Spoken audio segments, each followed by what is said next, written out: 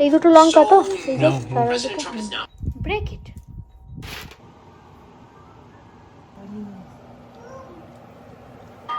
নমস্কার, welcome back to a new vlog. কেমন আছেন সবাই? তো আজকে এখন এই যে খাওয়া দাওয়া করে একটু বাইরে বেরিয়েছি।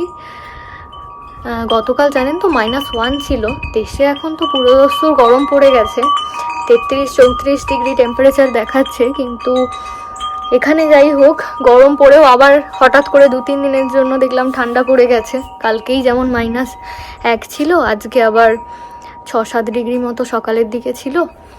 এখন রোদ্দুরের জন্য খুব ভালো লাগছে, বাইরেটা হাওয়াও দিচ্ছে। এখন আর যাই হোক, 10 দিনের জন্য দেখছি তো টেম্পারেচার খুব একটা কমবে না। আর আমাদের এই যে গাছগুলো দেখুন, সব বেরিয়ে গেছে, অঙ্কুর বেরিয়ে গেছে সব কটা। আমরা যে গ্যালফাস্টোন বেড়াতে গিয়েছিলাম 2 দিনের জন্য, সেই 2 দিনও এখানে দারুণ ঠান্ডা ছিল। ঠান্ডার জন্য গাছগুলো এই যে কুঁকড়ে গিয়েছিল, একটু নেতিয়ে পড়েছিল, আর জলও তো দেওয়া হয়নি, যার ফলে শুকিয়ে যাচ্ছিল। ফিরে এসে 2-3 দিন ধরে জল দিয়ে দিয়ে এখন গাছগুলো সব ভালো হয়ে গেছে, সব কটার গাছই বেরিয়েছে। এটাই যেমন ছিল জুকিনির অনেকগুলো গাছ বেরিয়েছে। এটাই ছিল এটায়, হ্যাঁ ঝিঙে দানা ছিল, এটায় কালো কালো দেখা যাচ্ছে দানাগুলো, ঝিঙে দানা। এটা শশা ছিল, এটা আর এটায় শশা গাছ প্রচুর বেরিয়েছে। আর এখানে লাউ দানা ছিল, তো এই লাউ দানাটা, এখানে ঝিঙে দানা ছিল, এখানে সব কটা বেরোয়নি, কিন্তু লাউ দানাটা যাই হোক বেরিয়েছে একটা। তো ভাবছি কাল পরশু করে আরও কয়েকটা গাছ বসিয়ে দেবো। এখন আর যেহেতু ঠান্ডার কোনো ব্যাপার নেই, গরমে সব কটা গাছও বেরিয়ে যাবে। তো মা আজকে দুপুরে খাওয়া দাওয়ার পর একটু দুধ পুলি বানিয়ে দিচ্ছে, কারণ মায়েরা আর সপ্তাহখানেক মতো রয়েছে, সময় শেষ হয়েই এলো। তো প্যাকিংও মোটামুটি করতে শুরু করে দিয়েছে আর কি। তো বলছে যে আমরা আর কদিন আছি, একটু দুধ পুলি করে দিচ্ছি, তুই আর ছোট ছোট বাচ্চা নিয়ে কবে কি করবি, ইচ্ছে করলেও তো তখন করে খেতে পারবি না, আর কবে দেশে ফিরবি তার নেই ঠিক। তার থেকে বরং আমি একদিন করেই দিই, আমি থাকাকালীন আরও একদিন করে দিচ্ছি এনে, এরপর কবে সময় করে করবি তার তো নেই ঠিক। তো মা এখন দুধ পুলি বানাচ্ছে। মা আরও একবার এখানে আমাদের পিঠে বানিয়ে দিয়েছিল, সেই যখন জানুয়ারিতে স্নোফল হলো, দারুণ ঠান্ডা পড়েছিল সেই সময়। পৌষ সংক্রান্তির পিঠেটা আমাদের মাঘ মাসে বানিয়ে খাইয়েছিল। তো সেদিনেও দুধ পুলি তো ছিলই, সাথে আরও অনেক রকমের পিঠে ছিল, তরকারির পিঠে ছিল, পাটিসাপটা ছিল। আসলে মা বাপির দুজনের কেউই 1 বছরের জন্য সেদ্ধ পিঠে খাবে না, কারণ এবছর আমার ঠাকুমা মারা গেছেন, যার জন্য একটা বছর সেদ্ধ পিঠে মা বাপিকে খেতে নিই। তাই পাটিসাপটা মা বাপিদের জন্য হয়েছিল, তো আমরাও তার থেকে ভাগ পেয়েছিলাম আর কি। কি খাচ্ছ তুমি? নকুল দানা? কোথায় পেলি তুই? এখানে এত কিছু রয়েছে, তুই শেষমেশ নকুল দানা খাচ্ছিস? ছি ছি ছি ছি ছি। খা, এখানে নাড়ু খা, গুড়ের নাড়ু দিদু বানিয়েছে। খাবে না জানেন তো, আমরা কেউই খুব একটা যে পিঠের খুব ভক্ত তেমনটা একেবারেই নই। বরং যখন বাড়িতে প্রত্যেক বছর পৌষ পার্বণের সময় পিঠে হতো, তখন পিঠে খেতে বরং বিরক্তই লাগতো। কিন্তু এখানে এসে মাঝে মাঝে এমন অদম্য ইচ্ছে হয় কিছু জিনিস খাওয়ার, তখন আর রেজিস্ট করা যায় না। এখন যেমন পিঠে খেতে খুব ভালো লাগে, আগে যা একেবারেই করতো না। তুই কি আঠা? এটা আটা নয়, এটা আটা নয়। কি করছে দেখো দিদু।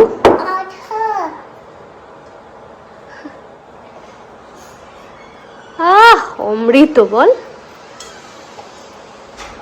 খা, পেটে লাগবে যখন বুঝবি। সেদিন তো আমাদের বাড়িতে রীতিমতো পিঠে উৎসব হচ্ছিল। একদিকে সেদ্ধ পিঠে হচ্ছে, অন্যদিকে দুধ পুলির জন্য দুধ গরম করতে দেওয়া হয়েছে, আর এক সাইডে গুড় গরম করা হচ্ছে, যে তরকারির পিঠেগুলো বানানো হয়েছে তার জন্য। মাঝখান থেকে আমি একটু জায়গা বার করে নিয়েছি রুটি বানানোর জন্য, কারণ সুধা পিঠে খাবে না। এর আগেও আমি একবার ওকে পিঠে খাওয়ানোর চেষ্টা করেছি, ও মোটেই খেতে পছন্দ করে না পিঠে। তাই ওর জন্য আমাকে বাধ্য হয়ে রুটিও বানাতে হচ্ছে। যদিও আমরাও সুধার মতো বয়সে এরকমই ছিলাম, ছোটবেলায় একদমই পিঠে খেতে পছন্দ করতাম না। রাতে যদি জানতাম যে শুধু পিঠে হয়েছে খাওয়ার জন্য, কি রাগটাই না করতাম। তখন দিদা খুব রাগ করে বলতো যে যখন যেমন তখন তেমন তো খেতে হবে, সারা বছর কি পিঠে খাচ্ছিস নাকি তুই? পালা পার্বণেও যদি পিঠে না খাবি তো কবে খাবি?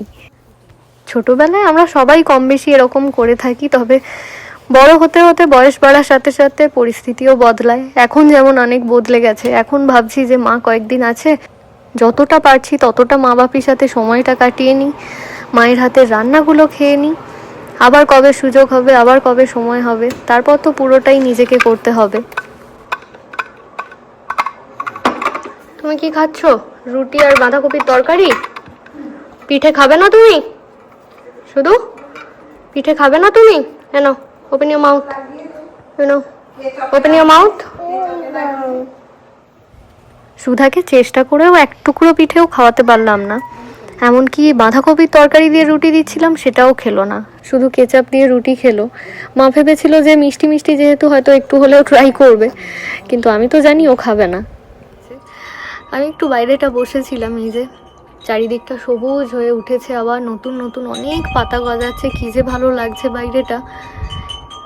কদিন আগে পর্যন্ত সব ন্যাড়া হয়েছিল গাছের সব ডগাগুলো, এখন চারিদিকটা একদম সবুজ হয়ে গেছে। বাগানের ঘাসগুলোও খুব বেড়ে গেছে, ঘাস কাটার জন্য লোক ডাকতে হবে এবার, মনে হচ্ছে সপ্তাহখানেকের মধ্যেই। মা বলছিল সকালের দিকে নামলে পা পুরো ভিজে যাচ্ছে। ওই কোণের ভাইটেক্স গাছটাও দেখছি নতুন পাতা হয়েছে। এটা এবার বাইরের দিকে বসানোর ব্যবস্থা করতে হবে, যথেষ্ট বড় হয়ে গেছে। বাইরের দিকে ফ্রন্টিয়ারে কোনো একটা জায়গায় বসিয়ে দিলে গাছটা বেশ ভালো হবে দেখতে। এই ছোট কন্টেনারের মধ্যে ঠিক বাড়তে পারছে না, মাটিতে বসিয়ে দিলে খুব ভালো গাছটা বাড়বে। চারিদিকটা আজকে এই যে খুব সুন্দর লাগছে, সবুজ হয়ে উঠেছে। তো বেশ কয়েকদিন যাবৎ হরিণগুলোকে ঠিক দেখা যাচ্ছে না, হয়তো ভেতরে কোথাও রয়েছে, বেরোচ্ছে না এই কদিন। খুব সুন্দর সবুজ হয়ে গেছে চারিদিকটা। সবুজ এত কমফোর্টেবল একটা কালার, আমাদের চোখে খুব ভালো লাগে সবুজটা সব সময়। সবুজের দিকে তাকালে মনে হয় যেন আমাদের চোখগুলো বিশ্রাম পাচ্ছে। আজ সকালের দিকে বললাম না খুব সুন্দর রোদ্দুর ছিল, এখন বেশ কয়েকদিন এরকম রোদ্দুর পাওয়া যাবে, তাই সকালের দিকে মা কিছু ডালের বড়ি দিয়ে দিয়েছে। এখানে এসেই একবার দিয়ে দিয়েছিল, সেগুলো প্রায় শেষ হয়ে এসেছে, তাই বলল বাড়ি ফিরে যাওয়ার আগে কিছু দিয়ে দিই, তোর মোটামুটি মাস 3-4 চলে যাবে, তারপর আবার তুই নিজের মতো করে দিয়ে দিস, সময় পেলে দিস, নইলে বাজার থেকে কিনে নিস, কাছাকাছি থাকিস না যে তোকে বাড়িতে বানিয়ে পাঠিয়ে দিতে পারবো। আর বাপি আজ সকালের দিকে আরও কিছু গাছের দানা বসিয়েছে, যেমন ঢ্যাঁড়স, গাজর, বেগুন, টমেটো আর লঙ্কার। করলার দানাগুলো কোথায় রেখেছি খুঁজে পাচ্ছি না, যার জন্য করলার দানা আজকে বসানো গেল না। তো এবারে প্রায় সব গাছই বসিয়ে দেওয়া হলো। সুধার বাবা এবছর একেবারেই সময় পাচ্ছে না, যার জন্য বাপিই সব গাছ বসিয়েছে। আর সুধা আগের বারের মতো এবারেও বাপিকে অ্যাসিস্ট করেছে খানিকটা। বাপি গাছে জল দেওয়ার জন্য বাইরে আসলেই ও দৌড়ে আসে জল দেওয়ার জন্য। তো যাই হোক, গাছগুলো বসিয়ে দেওয়া হয়েছে। আর ছোট কন্টেনারগুলোতে টমেটো, লঙ্কা আর বেগুন দানাগুলো বসানো হলো, আর বড় কন্টেনারগুলোতে ঢ্যাঁড়স, গাজরগুলো বসানো হয়েছে, কারণ ওগুলো তো আর তুলে আলাদা করে বসানো যাবে না, তাই একেবারেই বড় কন্টেনারগুলোতে দেওয়া হয়েছে।